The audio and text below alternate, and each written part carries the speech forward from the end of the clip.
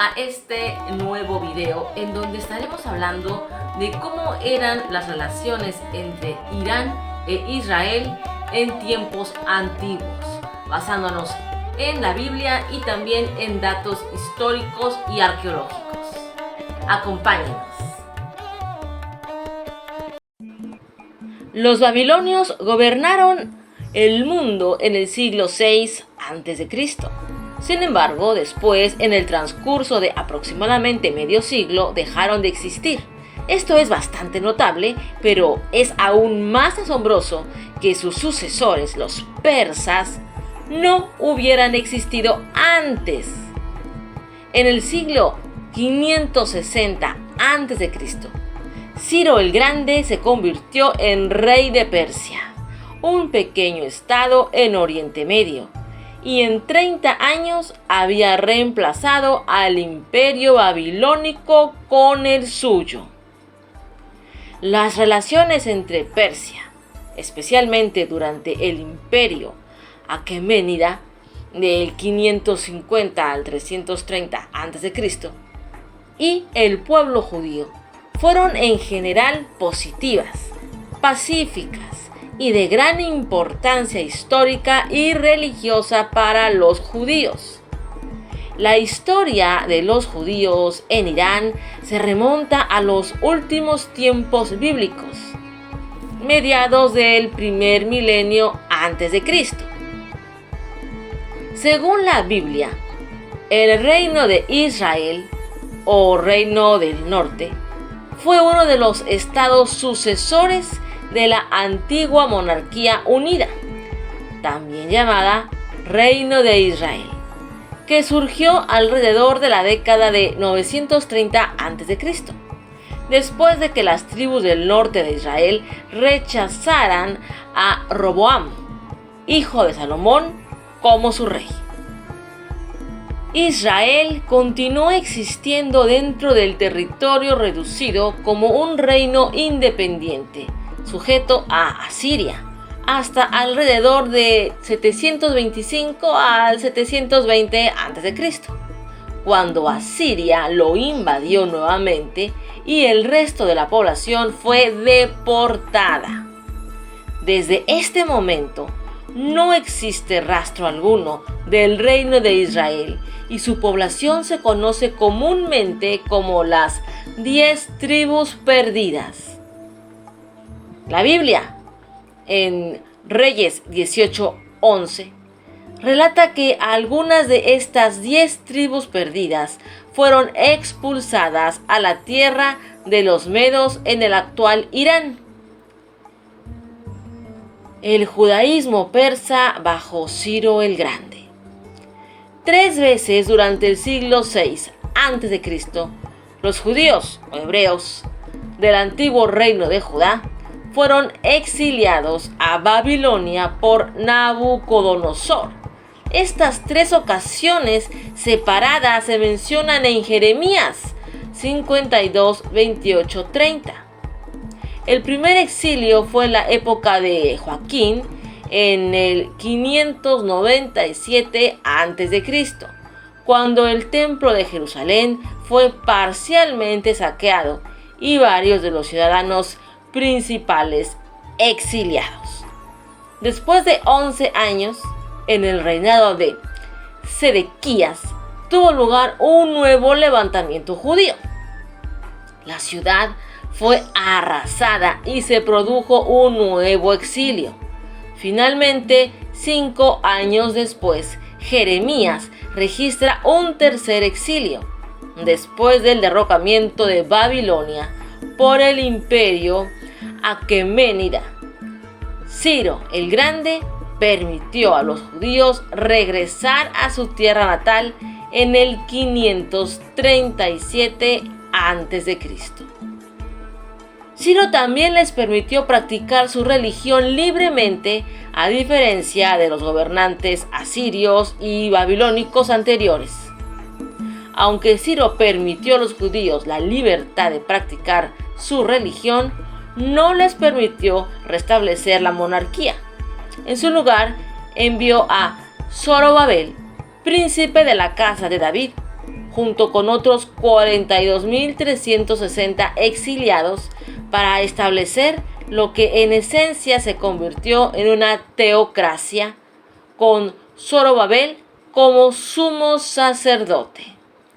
La Biblia afirma que Ciro ordenó la reconstrucción del segundo templo en el mismo lugar que el primero, pero murió antes de que se completara. La naturaleza histórica de esto ha sido cuestionada. El profesor Lester L. Grabe argumenta que no hubo decreto, sino una política que permitía a los exiliados regresar a sus países de origen y reconstruir sus templos. También argumenta que la arqueología sugiere que el regreso fue gradual, ocurriendo a lo largo de quizás décadas, lo que resultó en una población máxima de quizás 30.000 habitantes. Pero apegándonos a la Biblia, esta dice que esta acción convirtió a Ciro en una figura muy valorada por los judíos. El profeta Isaías incluso lo llama el ungido del Señor, Isaías 45:1. Algo único para un gobernante no judío.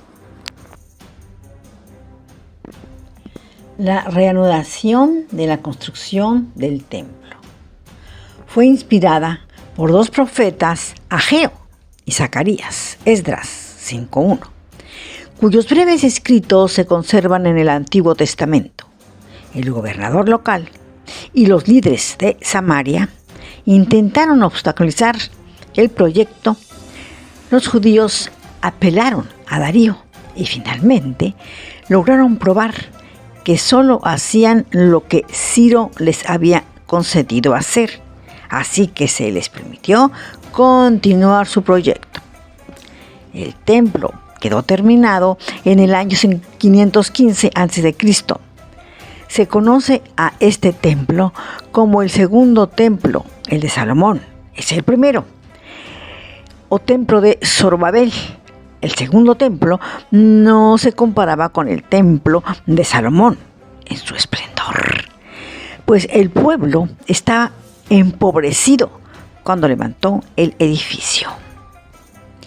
Persia fue vista en la tradición judía como un imperio, un instrumento de Dios, en contraste con otras potencias opresoras como Asiria, Babilonia o Roma. Los judíos persas han vivido en los territorios del actual Irán durante más de 2.700 años, desde la primera diáspora judía, cuando el rey asirio Salmanasar V conquistó el reino del norte de Israel, 722 años de Cristo, y llevó a algunos israelitas al cautiverio en Juzastán en el 586 a.C. El imperio neobabilónico expulsó a grandes poblaciones de judíos de Judea al cautiverio babilónico. Los judíos que emigraron a la antigua Persia vivían principalmente en sus propias comunidades. Las comunidades judías persas incluyen las antiguas comunidades, las que hasta mediados del siglo XX aún existían. No solo de Irán, sino también las comunidades armenia, georgiana, iraquí, buhariana y de las montañas. Algunas comunidades estaban aisladas de otras comunidades judías, hasta el punto de que su clasificación como judíos persas se debe a una cuestión de conveniencia lingüística o geográfica, más que a una relación histórica real entre ellas. Los judíos en Irán remontan su herencia al cautiverio babilónico del siglo VI a.C. y han conservado su identidad étnica, lingüística y religiosa. Sin embargo, un estudio de la Biblioteca del Congreso sobre Irán afirma que con el paso de los siglos, los judíos de Irán se volvieron física, cultural y lingüísticamente indistinguibles de la población no judía. La abrumadora mayoría de los judíos habla persa como lengua materna y una pequeña minoría kurdo. En 2012, el censo oficial de Irán reportó 8.756 ciudadanos judíos, una disminución respecto a los 25.000 de 2009. En resumen, las relaciones entre Persia y los judíos en la antigüedad fueron excepcionalmente buenas. Persia se convirtió en una potencia protectora que liberó, apoyó y respetó al pueblo judío en uno de sus momentos más difíciles. Esta alianza dejó huella profunda en la historia y la teología judía. Como pudimos ver a través del túnel de la historia, las relaciones entre el pueblo persa y el pueblo judío han sido siempre cordiales, sin ánimo de destruirse. Situación que siguió hasta ahora en este año 2025, en donde vemos un pueblo judío totalmente diverso al de hace siglos, ahora con gente en el poder cuya única ambición es robar territorios, destruir y exterminar pueblos. Si te gustó este video, por favor te pedimos lo compartas. Queremos también saber tus comentarios, tus opiniones. Déjalo en la cajita de comentarios. Y no te olvides suscribirte a tu canal, El Túnel de la Historia. Hasta el próximo video.